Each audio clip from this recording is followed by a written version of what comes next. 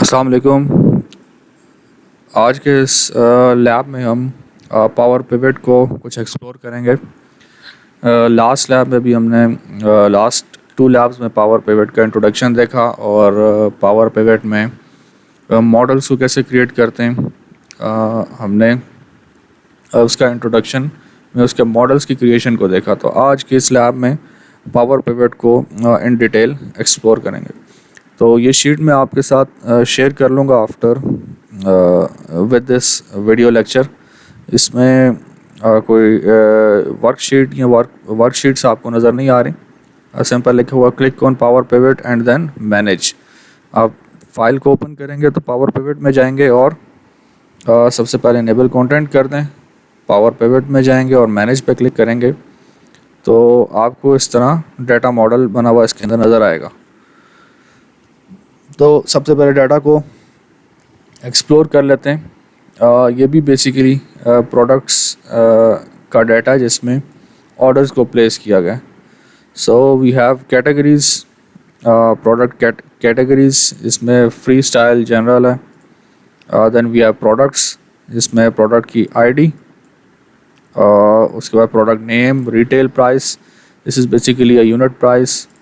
Standard cost, ये standard cost किस चीज़ की है टू मैन्युफैक्चर दिस प्रोडक्ट। एक प्रोडक्ट के ऊपर कॉस्ट कितनी लगती है वो है $7.55 लेट से, और इस डॉलर्स की रिटेल प्राइस है 23.95। So standard cost is to build this product और क्रिएट दिस प्रोडक्ट। जो मैन्युफैक्चरिंग कॉस्ट होती है basically, this is the standard cost and this is the retail price. Colours क्या हैं और कैटेगरी नंबर्स हमने कुछ दे दिए हैं, category 1 and category 2। Then we have calendar में कुछ dates, month, year, quarters and fiscal quarters, कुछ ये कैलेंडर्स में डेट्स अवेलेबल हैं। ये बेसिकली इसका लिंक हमारे साथ नहीं है। कुछ सब कैटेगरीज हैं, we will leave it. Actual data जो हमने यूज़ करना है वो ये सेल्स का डाटा सेट है। एफ सेल्स पे अगर आप क्लिक करेंगे तो सेल्स का डाटा सेट आपको नज़र आएगा। सबसे लेफ्ट मोस्ट पे आपको एक प्राइमरी की नज़र आ रही। Then we have a date and time, product ID, कौन सी प्रोडक्ट ऑर्डर की जा रही है, सेल्स रैप कौन था, उसकी आईडी क्या थी, नंबर ऑफ़ यूनिट्स कितने ऑर्डर किए गए, रेवेन्यू, डिस्काउंट कितना दिया, परसेंटेज ऑफ स्टैंडर्ड कॉस्ट। ये भी कुछ परसेंटेज है जो कि उसके अंदर हम ऐड करते हैं टू जो हमारी स्टैंडर्ड कॉस्ट थी उसकी परसेंटेज। जैसे 0.95 है तो 0.95% of standard cost is required to create this product. तो परसेंटेज ऑफ स्टैंडर्ड कॉस्ट का मतलब है कि this percentage of standard cost will be applied on the product. अगर हमने टोटल कॉस्ट कैलकुलेट करनी है। Then we have net revenue जो कि ऑलरेडी क्रिएटेड है, इसके अंदर हमने क्रिएट किया हुआ, कैलकुलेट किया हुआ बेसिकली। तो नेट रेवेन्यू के फार्मूला को अगर थोड़ा सा आप देख लें, एक तो राउंड का फार्मूला है, it is similar to Excel जो कि एक्सेल में काम करते हैं। देन वी हैव रिलेटेड, और आगे कुछ इतनी मल्टीप्लिकेशन और सब्ट्रैक्शन है। तो what is this related? Related basically V lookup वाला काम जो हम करते हैं, वी लुकअप का काम जो हम एक्सेल में करते हैं, जब पावर पिवट में आते हैं तो we will use this related. हमें फिर रिलेटेड यूज़ करना पड़ता है इसके अंदर। सो रिलेटेड की कोई और अगर एग्जांपल हम देख लें कि लेट्स से अच्छा, सबसे उसके बाद ये डाटा एक्सप्लोर करने के बाद हम डायग्राम व्यू में जाते हैं। तो डायग्राम व्यू में जाएंगे तो आपको ये इस तरह से मॉडल नज़र आएगा कि सेल्स और कैलेंडर आपस में लिंक्ड हैं विद डेट के थ्रू। ठीक है, डेट्स इसमें भी हैं और डेट्स यहाँ पर भी हैं, और प्रोडक्ट्स और सेल्स ऑब्वियसली प्रोडक्ट आईडी के साथ लिंक हैं, प्रोडक्ट आईडी, और प्रोडक्ट्स आगे फर्दर कैटेगरीज के साथ लिंक है कि प्रोडक्ट की कौन सी कैटेगरी कीज़ नज़र आ रही है। तो let's start with first example जिसमें फॉर एग्ज़ाम्पल हम प्रोडक्ट में आ जाते हैं और प्रोडक्ट में हमें एक कैटेगरी नज़र आ रही है और कैटेगरी के बाद we have this is the category, ठीक है। कैटेगरी 1, कैटेगरी 2, फ्री स्टाइल, आगे उसकी कैटेगरी है। तो लेट्स से कि यहाँ पर हमें प्रोडक्ट्स की कैटेगरी में एक 1 2 तो लिखा हुआ है, लेकिन साथ लिखा हुआ भी आ जाए कि फ्री स्टाइल है या जो सेकंड कैटेगरी थी वो थी। तो ये हमें अगर एक्सेल में काम करना हो तो वी विल यूज़ VLOOKUP, और अगर यहाँ पर काम करना हो इन पावर पिवट तो वी विल यूज़ रिलेटेड। उसके लिए इक्वल लिखते हैं और आप लिखते हैं रिलेटेड। रिलेटेड के बाद अब वो यहाँ पर ऑप्शंस वो देगा जो डाटा मॉडल में आपने इस पर्टिकुलर टेबल को जिस टेबल के साथ लिंक किया होगा। This is products table. Products के टेबल को हमने किसके साथ लिंक किया हुआ था? कैटेगरीज़ के साथ। तो कैटेगरीज़ के 2 कॉलम थे, एक कैटेगरी की और कैटेगरीज़। तो हमें बेसिकली कैटेगरीज़ चाहिए। आप सिंपल कैटेगरीज़ लिखेंगे, लिखने के बाद ब्रैकेट क्लोज और एंटर करेंगे तो देखिए उसने जनरल फ्री स्टाइल जो भी था उसने खुद ही से पिक कर लिया। जबकि एक्सेल में VLOOKUP फार्मूला वो थोड़ा सा कॉम्प्लिकेटेड है, जिसमें आप इनिशियल सर्च वैल्यू देते हैं, कॉमा के बाद आप टेबल रेंज देते हैं, फिर कॉमा के बाद आप बताते हैं कौन सा कॉलम पिक कर रहे हैं और एंड में ट्रू या फॉल्स होता है। तो इसमें पावर पिवट में इट इज़ वेरी सिंपल, आप रिलेटेड यूज़ करेंगे। और लेकिन कंडीशन इज़ कि इससे पहले डाटा मॉडल लाजमी होना चाहिए। जो डाटा डायग्राम व्यू में हम आके देखते हैं, ये जो लिंक्स और रिलेशंस बनाए हुए हैं, ये रिलेशंस ज़रूरी हैं। अगर हम कैटेगरी डी कैटेगरी से हम कुछ वैल्यूज़ पिक करना चाह रहे हैं, कुछ कॉलम पिक करना चाह रहे हैं टू प्रोडक्ट, तो प्रोडक्ट और डी कैटेगरी का आपस में ये लिंक ज़रूर होना चाहिए। अगर मैं लिंक रिमूव कर दूँ तो रिलेटेड फार्मूला वर्क नहीं करेगा। This is the most important point in related. VLOOKUP में इस तरह से नहीं होता। VLOOKUP आप डिफरेंट शीट्स में हो, सेम शीट्स में हो, टेबल में आपस में कोई आप डाटा मॉडल क्रिएट नहीं करते, but power pivot data model is very important. तो वापस डाटा व्यू में आ जाते हैं। So this is how related work. और इसका कॉलम नेम भी आप चेंज कर सकते हैं, कैटेगरीज, ठीक है। सो ये बताने का पर्पस जो था वो जस्ट ये था कि कैटेगरीज़ को हम रिलेटेड फार्मूला हम कैसे यूज़ कर सकते हैं। तो साथ में कुछ टास्क हमने लिखे हुए यहाँ पर। मैनेजर बल्कि इसमें नहीं है। Total number of orders calculate करने हैं हमने इसके अंदर।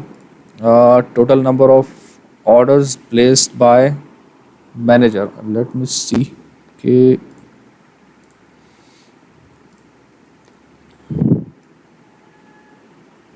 Sales rep, total number of orders sales rep, ठीक है।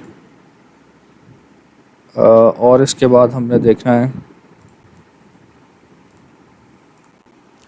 Basically total number of orders होंगे इसमें। मैनेजर की ज़रूरत नहीं है। टोटल नंबर ऑफ ऑर्डर्स क्या थे हम इसको देखेंगे। फिर उसके बाद हम देखेंगे टोटल रेवेन्यू कितना हमने जनरेट किया और टोटल कॉस्ट कितनी आई, ठीक है। टोटल कॉस्ट क्यों कैलकुलेट कर रहे हैं कि एक तो टोटल रेवेन्यू जो जितने भी नंबर ऑफ ऑर्डर्स हैं उससे जो टोटल रेवेन्यू आएगा हम उसको देखेंगे। और उसके बाद हम देखेंगे टोटल कॉस्ट कितनी आई, जितनी प्रोडक्ट्स थी उसको मैन्युफैक्चर करने में या उसको बाय करने में जो कॉस्ट थी आपकी प्रोडक्ट्स की। और फिर हम प्रॉफिट कैलकुलेट करेंगे। प्रॉफिट रेवेन्यू और कॉस्ट से कैलकुलेट होगा and then at the end we will calculate percentage of profit. तो ये कुछ टास्क हैं, तो इसको हम स्टेप बाय स्टेप लेके चलते हैं। तो फर्स्ट ऑफ ऑल जो हमने अभी काम किया इसके अंदर प्रोडक्ट्स के अंदर हमने एक न्यू कॉलम क्रिएट किया, ठीक है। तो पावर पिवट के अंदर इसको कहते हैं calculated column. This is calculated column कि हमने एक न्यू कॉलम कैलकुलेट किया यूजिंग सम फार्मूलाज जिसमें रिलेटेड का फार्मूला है। इसके अलावा मैक्स, मिनिमम, एवरेज, काउंट, सम, ये सब जो फार्मूलाज आपके एक्सेल में एग्जिस्ट करते हैं वो यहाँ पर भी उसी तरह से एग्जिस्ट करते हैं। सो कैलकुलेटेड कॉलम किसको कहते हैं कि हम न्यू कॉलम्स कैलकुलेट करें यूजिंग सम फार्मूलाज, उसको हम पावर पिवट के अंदर हम कैलकुलेटेड कॉलम कहते हैं। सेकंड टर्म होती है कैलकुलेटेड फील्ड। ठीक है, कैलकुलेटेड फील्ड की एग्जांपल, अब ये सेल्स का मैंने टेबल खोला तो उसमें आपको एट द एंड नज़र आ रहा है, दिस इज़ कैलकुलेटेड फील्ड। एक सिंगल वैल्यू जब आप कैलकुलेट कर रहे हैं इस बॉटम पे, तो बॉटम ऑफ द शीट पे, so this is called calculated field. अगर आप कॉलम कैलकुलेट कर रहे हैं तो this is calculated column. So calculated field जो आप कैलकुलेट करते हैं, फाइंड करते हैं, उसके लिए जो फार्मूला यूज़ होता है, फार्मूला का सेंटेक्स यूज़ होता है, उसको कहते हैं DAX formula. This is DAX formula, जिसमें total units colon equals to, जो कॉलन इक्वल्स टू है ये this is syntax of DAX formula. तो इसमें टोटल यूनिट्स उसने कैलकुलेट किए हैं। तो लेट्स से हमारा जो नेक्स्ट टास्क था, हम कैलकुलेट करते हैं टोटल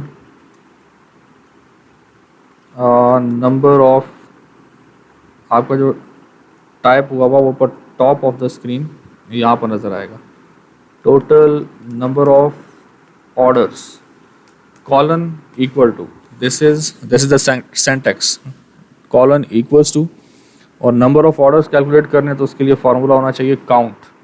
देखिए count A, count blank, distinct count, these are all formulas जो कि एक्सेल में भी एज इट इज़ एग्जिस्ट करता है। तो आप टैब प्रेस करें, टैब प्रेस करने के बाद आपने क्या करना है, किसी भी एक कॉलम को इसमें ऐड काउंट कर लें, और उसमें लेट्स से सबसे बेहतर होगा कि अगर आप ये जो प्राइमरी की वाला कॉलम है इसको आप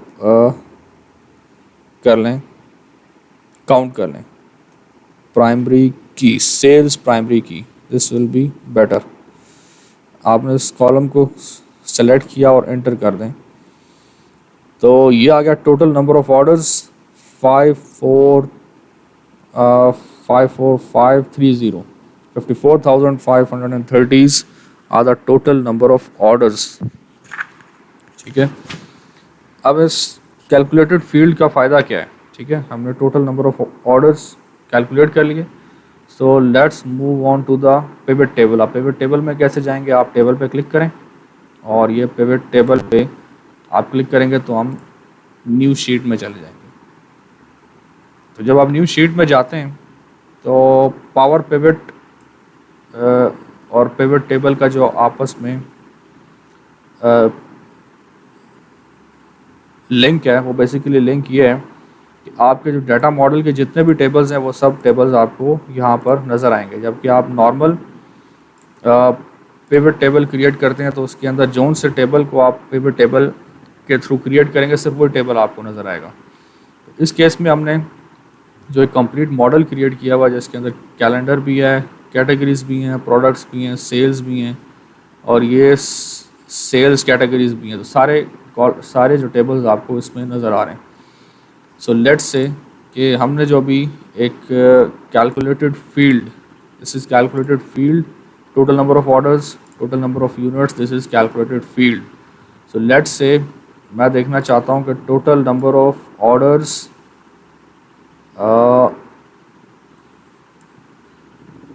इन अ मंथ।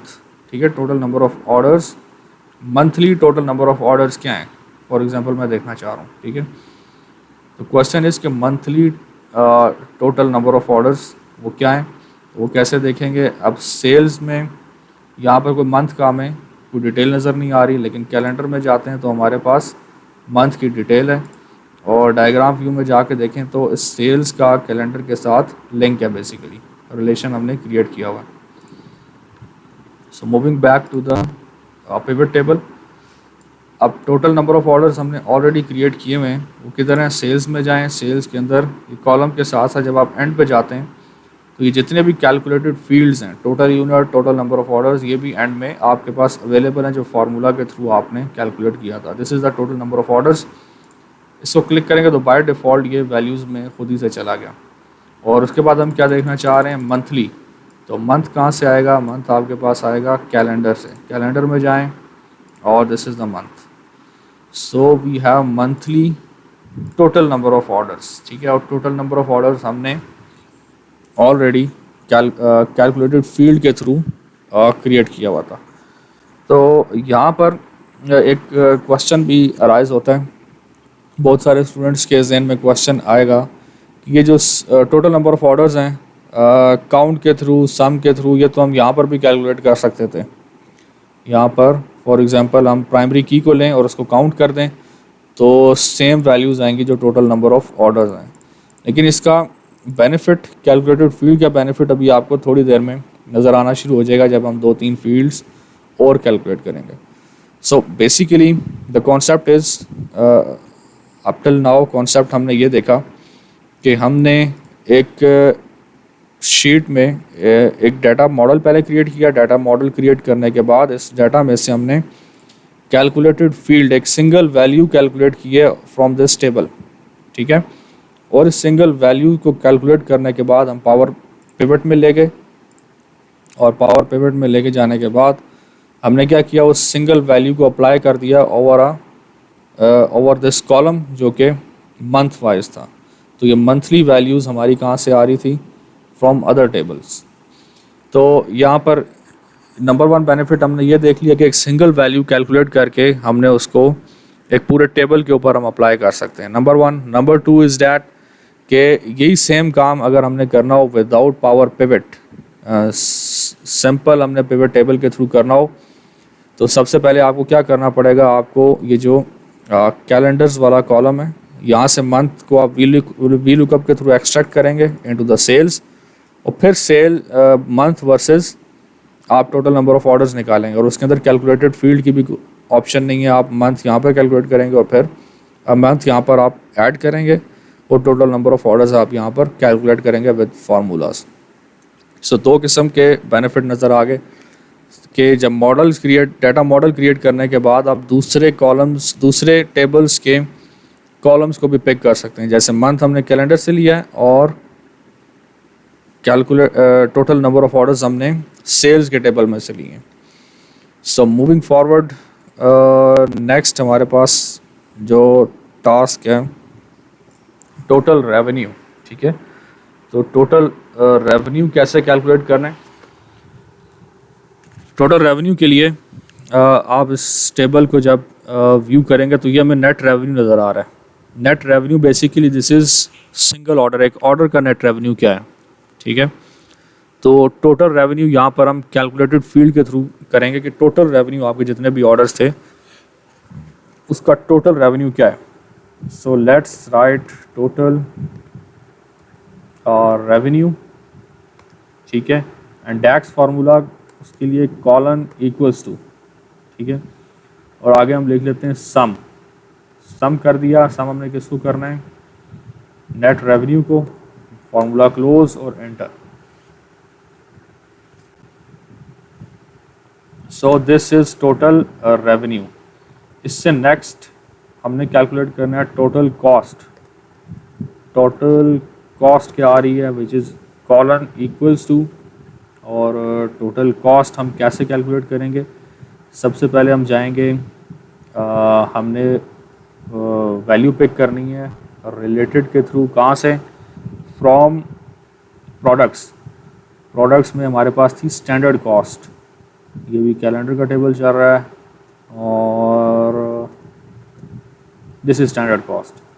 ये स्टैंडर्ड कॉस्ट हमारे पास आ गई और स्टैंडर्ड कॉस्ट को हमने मल्टीप्लाई करना है with percentage of standard cost, ठीक है। और रिलेटेड का फार्मूला यहाँ पर क्लोज होना चाहिए, ठीक है। Multiply with percentage of standard cost, और इसके साथ हम मल्टीप्लाई करेंगे with total number of units और एंटर कर देंगे। आई थिंक एक ब्रैकेट हमने फालतू लगा दी है।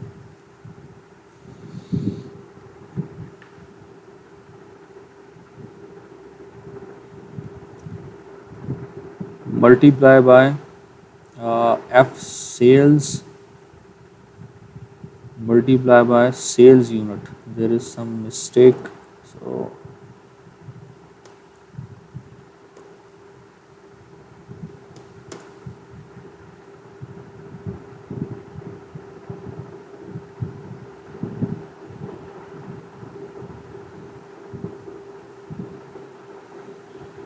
सॉरी स्टैंडर्ड कॉस्ट इसमें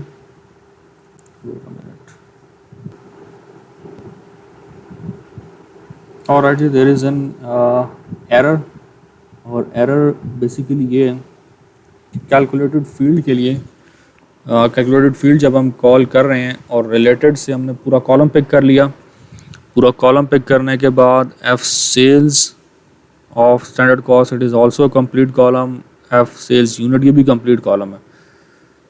तो कंप्लीट कॉलम तो हमने पिक कर लिया, इन सब को मल्टीप्लाई करने के बाद हमारे पास एक कंप्लीट कॉलम आ रहा है। तो उस कॉलम को हमने बेसिकली सम करना है for total cost.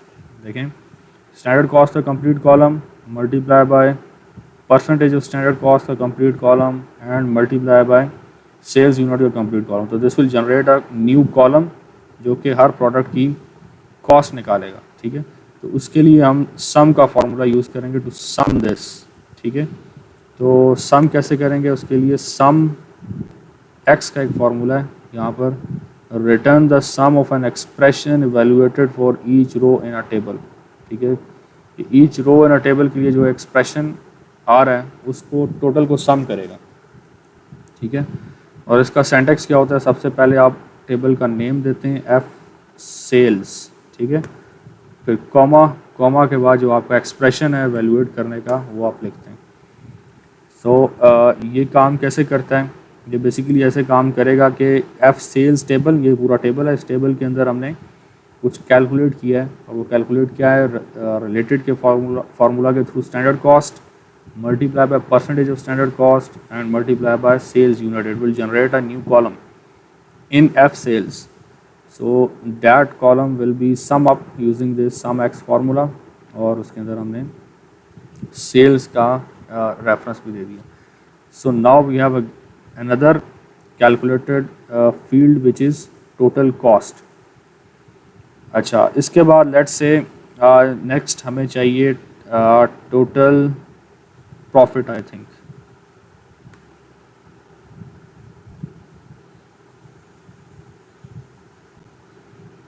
Total profit.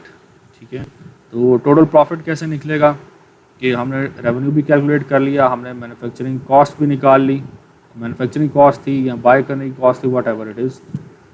तो इसको हम डिफरेंस इसका निकालेंगे तो that will be total profit, PROFIT profit. DAX formula again colon equals to, और इसके बाद आप लिखेंगे यहाँ पर total revenue minus total cost, enter. So now this is total profit. ठीक है, अब हमारे पास टोटल प्रॉफिट इसके अंदर आ चुका। तो लेट्स से अभी आपको इसका बेनिफिट नज़र आएगा। What is the benefit of this calculated field, कि हमने कुछ फार्मूलाज अप्लाई करने के बाद we have reach our target. जो टारगेट क्या था, टोटल प्रॉफिट क्या है हमारे टोटल इस डाटा सेट के अंदर। So let's say now we want to see के प्रोडक्ट वाइज टोटल प्रॉफिट क्या आ रहा है, प्रोडक्ट वाइज टोटल प्रॉफिट। ठीक है, तो अगेन हम जाएंगे पावर पिवट टेबल क्रिएट करेंगे।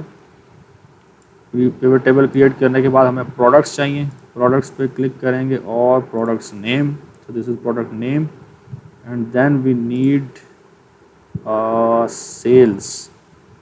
सेल्स में चले जाएंगे तो एंड पे ये कैलकुलेटेड फील्ड है total profit. So this is product wise total profit. ठीक है, और इसी के ऊपर आप क्लिक करें, क्लिक करने के बाद इंसर्ट में चले जाएं और we have this pivot chart. और पिवट चार्ट में ये हमारे पास पिवट चार्ट आ गया। ठीक है, और इसी के अंदर आप डाटा लेबल्स को भी ऐड कर लें। ठीक है, तो यहाँ से अभी ये वाला काम अगर आपने करना हो थ्रू एक्सेल, ठीक है, तो एक्सेल में आपको ये काफ़ी कॉम्प्लेक्स किस्म की कैलकुलेशन करनी पड़ेगी। और ये अगर आपने सिर्फ पिवट टेबल से करना हो तो दिस इज़ नॉट पॉसिबल, क्योंकि जो टोटल प्रॉफिट कैलकुलेट करने के लिए we need to calculate few calculated fields, जो कि फैसिलिटी आपके पास पिवट टेबल में नहीं है। तो जो स्टार्ट में हमने देखा कि टोटल यूनिट्स कैलकुलेट करने हैं, total number of orders calculate करना है या टोटल रेवेन्यू कैलकुलेट करना है, इट इज़ क्वाइट ईजी। तो यहाँ पर आपकी वैल्यूज़ के अंदर आप इसमें वैल्यू फील्ड सेटिंग में जाके sum, count, average, max, minimum ये सब फार्मूलाज अप्लाई कर सकते हैं। But to find this total profit it is not easy. आप इसको इस तरह से पिवट टेबल के अंदर कोई फैसिलिटी अवेलेबल नहीं है जिसको आप अप्लाई कर सकते हैं। तो टोटल प्रॉफिट कैलकुलेट करने के बाद हमने क्या किया, हमने उसको अप्लाई कर दिया ओवर द टेबल। और टेबल कौन सा था, वो भी हमारे पास डिफरेंट टेबल था प्रोडक्ट्स का। प्रोडक्ट नेम के ऊपर हमने अप्लाई कर दिया और बैक एंड पे जितनी भी कैलकुलेशन है कि प्रोडक्ट नेम को वो मैच करेगा विद जिस सेल्स के टेबल में, कि सेल्स के टेबल में कहाँ कहाँ पर प्रोडक्ट एग्जिस्ट करती हैं और उस प्रोडक्ट के अगेंस्ट कितने नंबर ऑफ़ ऑर्डर्स हैं। उन सब नंबर ऑफ़ ऑर्डर्स को गेट करने के बाद उसके ऊपर टोटल प्रॉफिट का फार्मूला उसने ख़ुद से अप्लाई किया और हमें ये 3 वैल्यूज़ निकाल के दे दी। तो lot of calculation involve in back and और हमारे पास एक फाइनल रिज़ल्ट नज़र आ जाता है। तो this is the benefit of power pivot, जो कि आपका काम आसान कर देता है।